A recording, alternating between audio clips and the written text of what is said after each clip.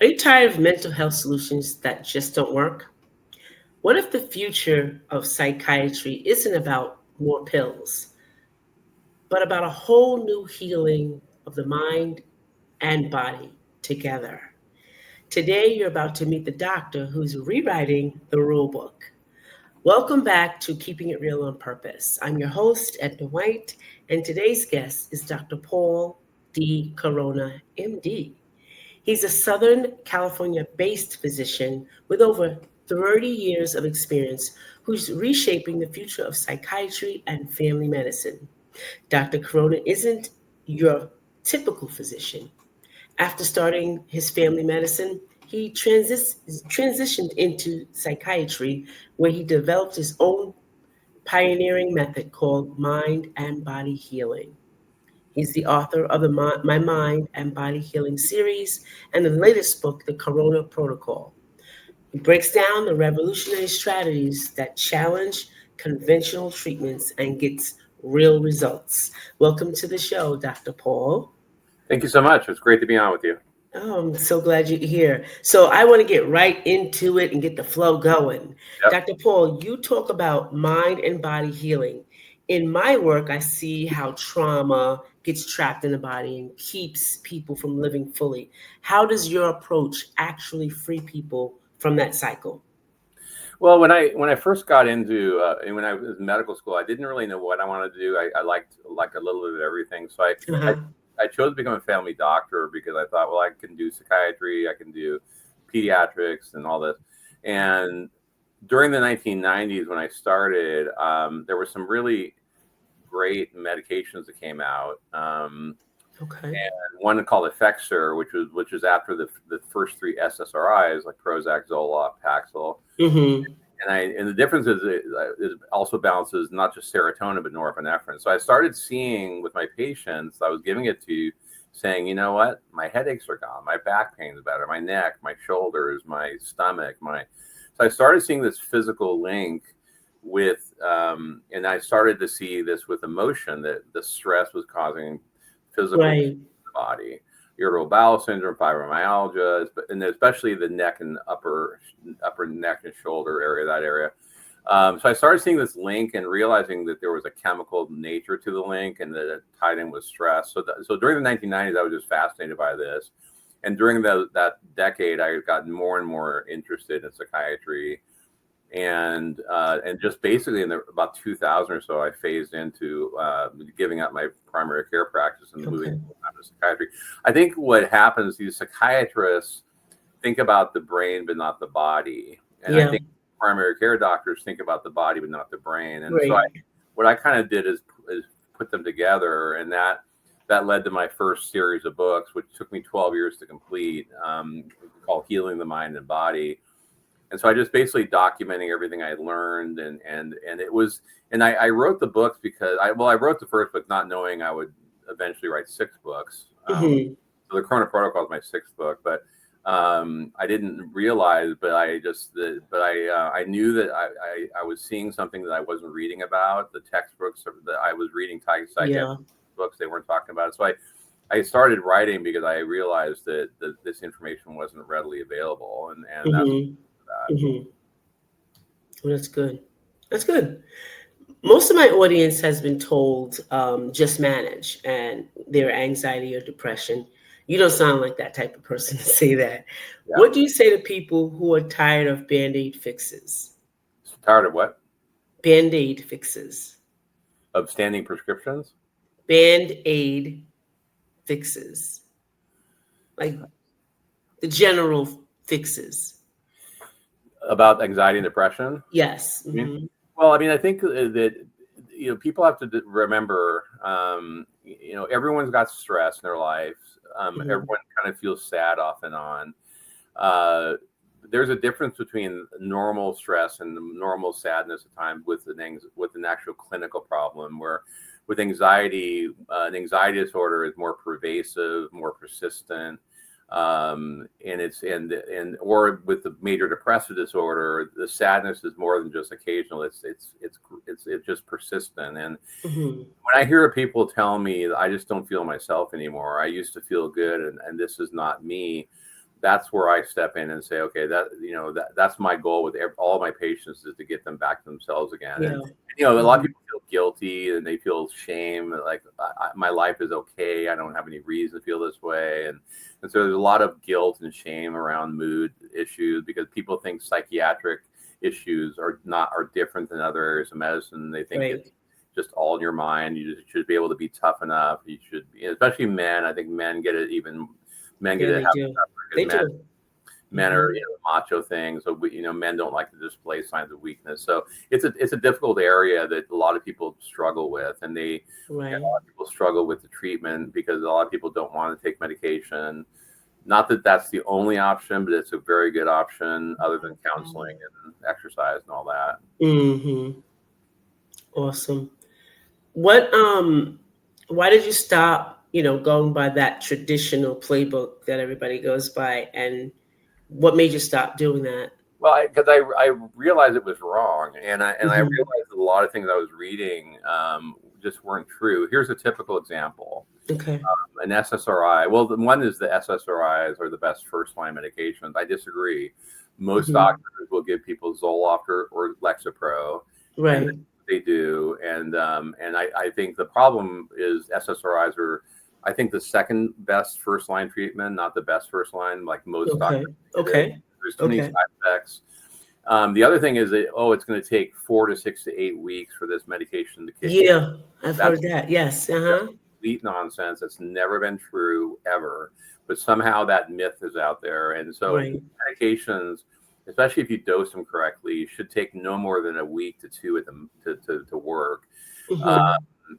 there's also a lack of creativity about how to combine medications together that have different modes of action that work. Yes, yes.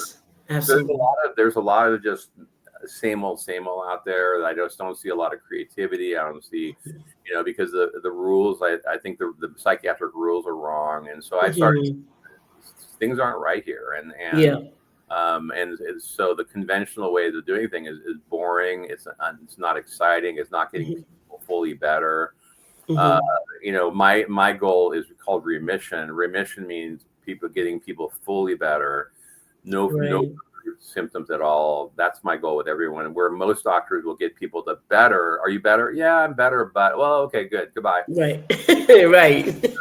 You can leave now. But it's like, yeah, but I'm still Mhm. tired. I'm still not sleeping well. Well, get some exercise. Okay, goodbye. So a lot of doctors, blow people off. Don't spend enough time with them. Customer service is terrible in medicine usually. Right, right. What I try to do with my patients is spend really an adequate amount of time with them and listen to all their concerns, explain what I'm doing, Right. which is unusual in medicine, that I can actually return every phone call every day, same day, every email. Mhm. It takes a lot to keep up with all of it, but Right. I'm dedicated to my patients and getting them better and keeping them better. Right. I love how what you're saying, because I've had a client that actually she had a adverse reaction to it when she's, because of, she was depressed. She got more depressed. Have you seen, things like that?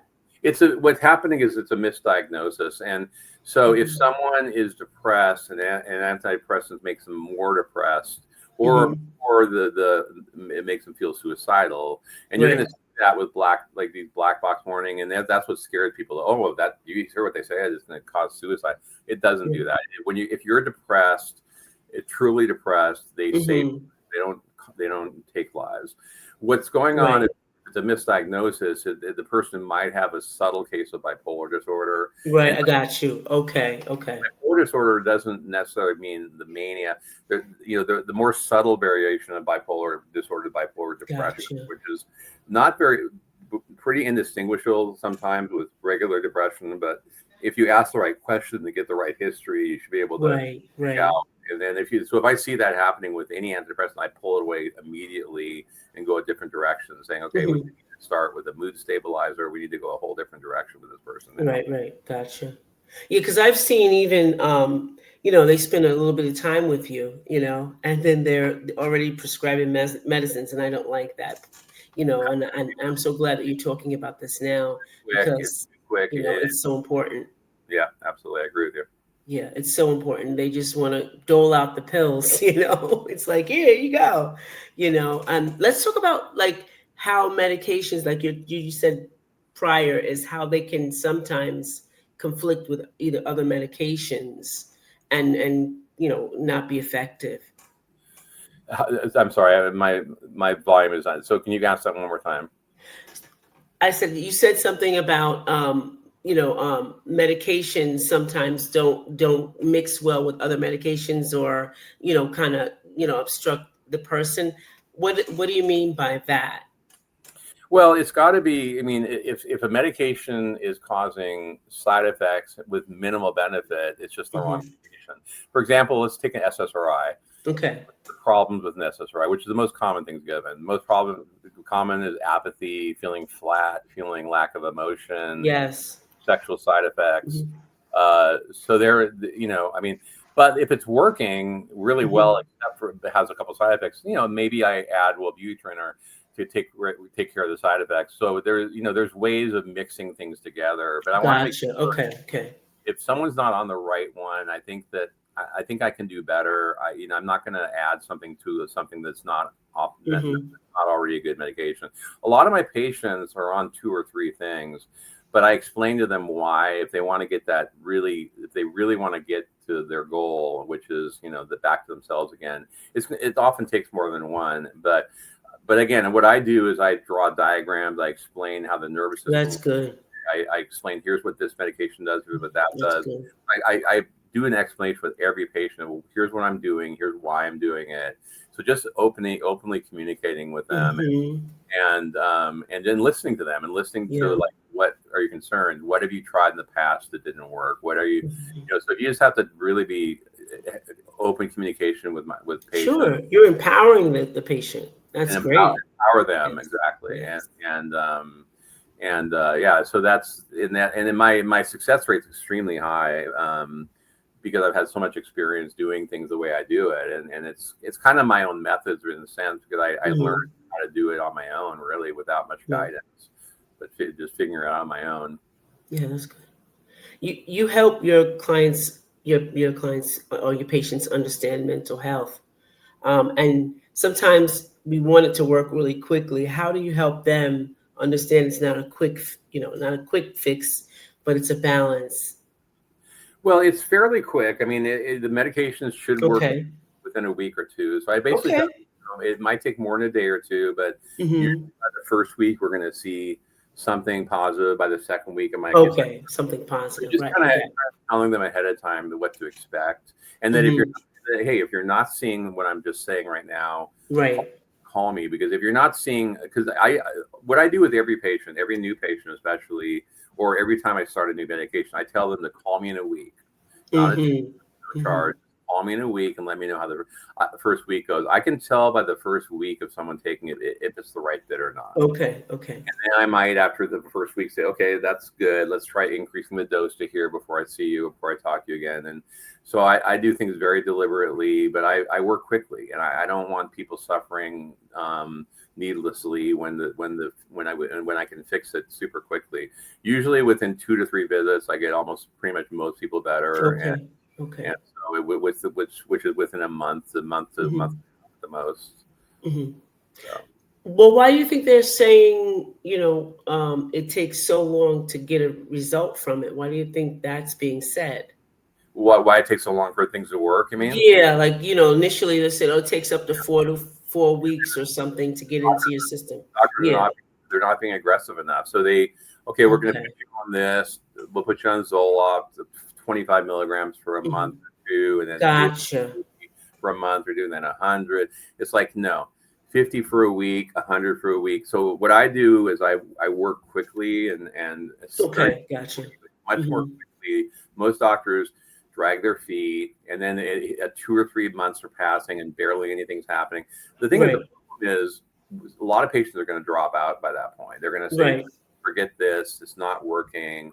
I didn't think it would work." So then all of a sudden you lose that patient, and that patient may never get treated the rest of their life. Right. Exactly. They got Yeah. frustrated You're with the right. doctor didn't wasn't aggressive enough You're with the right. treatment. and then people, that person's going to suffer needlessly probably the rest of their life because they don't trust the doctor anymore. They say, oh well, I've tried that. Well, maybe you didn't try the right thing, or maybe you didn't go to the right doctor. But a lot of the time, and again, in this area of medicine, the consequences can be dire if someone isn't treated properly. We got suicide Mm-hmm. possibility if someone feels hopeless. If I'm never going to feel better, so what's the point of being around anymore? So there's a lot of Mm-hmm. that kind of thinking, unfortunately. Yeah, yeah. That's good info. That's good. Audience said it's really good info. Listen to what he's saying. It's really good. Okay, so we're going to switch the gears to your new book, The Corona Protocol. Yeah. So Give what us happened? one insight. Give us one insight that'll blow the conversation about treating mental health wrong for decades. Well, before that, after my first two books, before I talk about that, Okay. I wrote two books for Okay. doctors. I really realized after my first two books, I really need to teach. I need to teach doctors, especially primary care doctors. So I wrote two, Gotcha. put them aside. Then my new book. One thing is the title, and the subtitle is the part that like blows people away. So it's called The Corona Protocol, a scientifically proven medical solution to stop addiction, bullying, homelessness, school shootings, and suicide. 30 Mm. years in the making. So this book basically, what I did, like I kind of changed directions with this book, is because I've always loved fiction. I'm a fiction reader.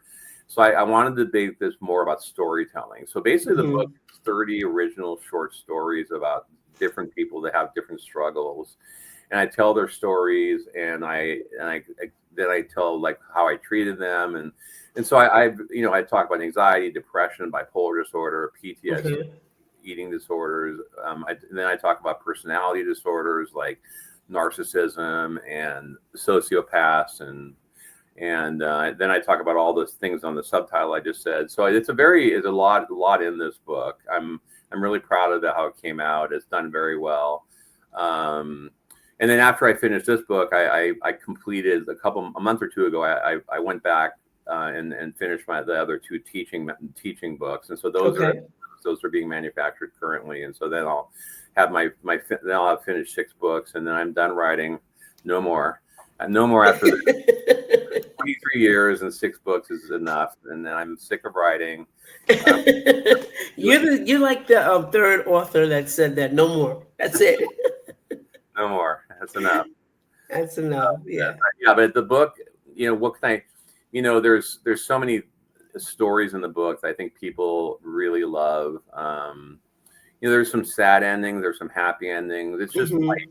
It's just not everything is a happy ending, and so but I think it's an inspiring book. People said they're very inspired by it, and then realizing that Okay.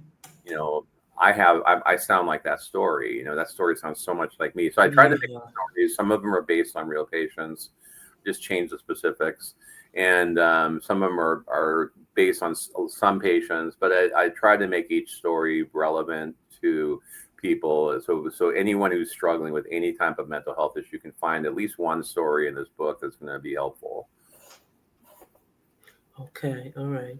What's one thing that, maybe one conversation or, a chapter that would be so outstanding that set out for you that you like the most? I know you like every bit of it, but just one part. I guess the first chapter is on anxiety disorders. Gotcha. I tell a couple stories about the 2 different people who struggle with it. Why that chapter? Because anxiety is the number one thing I see. Yes, and I hear it everywhere. It's Yeah. the number one most common psychiatric illness is Hmm. anxiety disorders, whether it's social anxiety or generalized Right. anxiety or phobias or whatnot, or generalized anxiety or panic attacks. I mean, it's a miserable condition to have, and it's the most common. So that's why I wanted to make that opening chapter really pop Hmm. off the page, and so I think that chapter turned out really well. And the depression chapter, the bipolar chapter, I think I like them all. Um, Hmm. I really put a lot of time into developing each story. It took me like, I don't know, 4 or 5 years for me to finish this book. Uh, Right. so I Okay. really took the time with it to make sure I got everything right on it. Right. Right. Okay. Good. Good stuff. So you're bringing this message also to more people with the Dr. Paul show. Yeah. From your perspective, why do we need to have these conversations out loud instead of behind the doctor's office doors?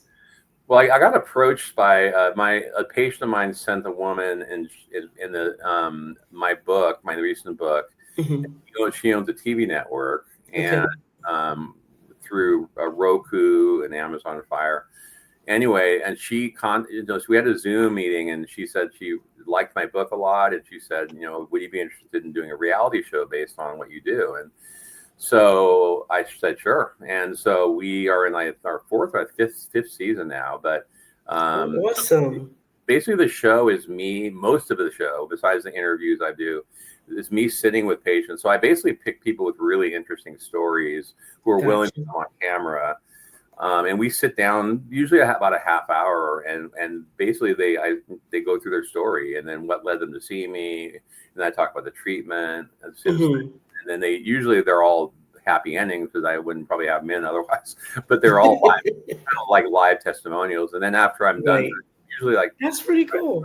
I try to get 4 people to come in and to make it worthwhile to get my videographer to come in. And then after I'm done with all of them, and after when everyone leaves, then I take my whiteboard out, and then I go through each patient. Okay, here's what I did, and I draw out the neurons which are nerve cells, and explain. Okay, here's what this. So I explain on the board what each medication actually does. Hmm. Oh, that's good. Educational. But yeah, now and so yeah, so it's gone really well. We're up to over 7 million views worldwide on Roku. Wow.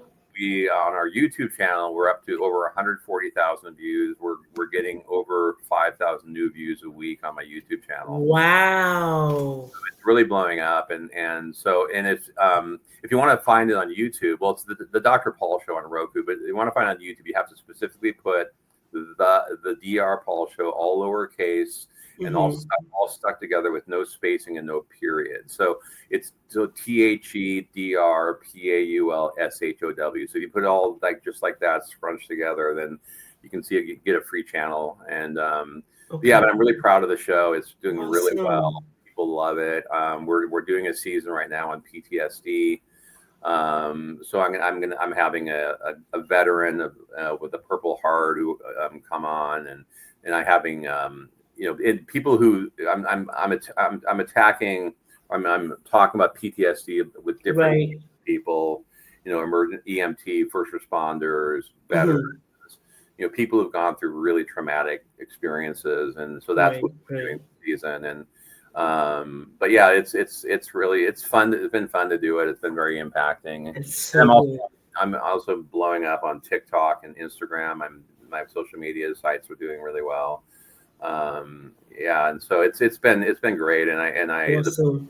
are selling, and on the first 3 books, Healing the Mind and Body series, I edited them, so they're coming out with new covers and new Oh, content. that's beautiful. A relaunch. Relaunch, everything's getting relaunched. The Yes. my Awesome. Yeah, and then That's I so really good. want to teach. Like I said, I want to give back. I really want to give back by Right. talking to doctors about how to do this and how to do it Right. correctly. And I think Right. primary care doctors like myself are really the ones who need this Yeah, stuff. they need you. They definitely do. Also psychiatrists. I mean, not to berate Yes. psychiatrists, but they Hmm. often do things also the same old way, and they're not really very creative. And so I'm hoping even to get to psychiatrists if they're willing to listen Hmm. to me, being a family doctor originally. Right. But I think I have some insights that I think would be helpful for them too. Hmm. Hmm. That's great. Well, this is the last one, and this is a big one. If someone's listening right now feels like they tried everything and nothing has worked, what will you tell them today about not giving up? Well, they probably really have not tried everything. They might have, So I have a lot of patients who come to see me that I said I've tried everything and they haven't. So then I look back at what the previous doctors tried, and they're like, well, they're just doing the same thing over and over again. They're just, they've tried 5 SSRIs, they've tried this. They haven't stepped back. They haven't gotten the diagnosis correct. So that's the one thing, is to make sure that the diagnosis is correct, and that have they tried the correct medications. There's Mm. other alternatives. There's psilocybin, microdosing mushrooms. That seems to be very hopeful. There's a lot of Right. increasing evidence. There's ketamine, which has gotten more popular. Hmm. There's safety concerns, but if you do it, if you go to someone who knows what they're doing, and then there's we call TMS, where you sit in this chair and it's not like they have these things around your head. It's not painful, Hmm. not like electric convulsive therapy, but it's Right. that's another. It's expensive, but that's when medications don't work. So not to give up. If you have a struggle, just there is an answer out there, but even if you haven't found it yet, don't give up. There is, Hmm. um, you know, if you're struggling, it's real, and don't Yeah. let anybody ever tell you, oh, just get over it, just try harder. Right. That's nonsense. If you feel the way you're feeling, and most of the reasons for it is genetics. Genetics is the number one reason people go crazy, Mm. and people are looking at situations more and thinking like, Yeah. well, my situation is okay, why would I feel? Well, it's not always about Right. situation. You got to look at your mom and your dad, your grandparents, your siblings. I mean, here's an example. I mean, Robin Williams, and I know you've heard, you might have known Twitch. Twitch. Hmm. Yeah, I mean, both of those suicides really blew me away. I mean, Robin Williams, happy guy, always funny, Yes, cracking jokes, everything. Yeah. she's always smiling and dancing, and he had two young kids at home. So you wouldn't expect, and you think, well, someone who like that, they were probably doing great with money, they're at fame, they have all these people who love them. Why Hmm. would they do these things? And well, and why would and my son was really mad. He said, I'm mad at Twitch for doing it. I go, look, don't be mad at him. He was miserable, and he was depressed, and he didn't see a way out, and he did that. And so things don't make sense often in this area of Yeah. medicine. Yeah. But there's a reason for, I think, things happening, and there's typically really good solutions. That's good. Wow, this conversation has opened my eyes, and I know, audience, it's opened your eyes. So if this has done something for you in this healing journey, by all means, stop by and visit the Dr. Paul show and buy his book today. Okay, don't Well, forget. one quick thing before we Sure. wrap up. That my books are available. My books are available on Amazon, Barnes Noble, and Walmart. And my Mhm. newest book, The Chrono Protocol, is also on Audible, and it's on audiobook on Audible. So Yes. All right. Yes, so we love to have like people on the show to have to just be involved in so many things, and we all about mind and body. So guys, I want you to check us out, watch this, and then get the book. You can find it anywhere. Just look up Dr. Paul. Just do that. Dr. Corona, look him up, and you'll find all his books. And please visit his show, the Dr. Paul Show. And if you've liked this episode, please like, subscribe, and share the episode with some people that can break free from the old way of thinking. Join us here on the YouTube channel, Keeping It Real on Purpose. And we thank you for visiting us today, Dr. Paul, and see you next time. Bye for now.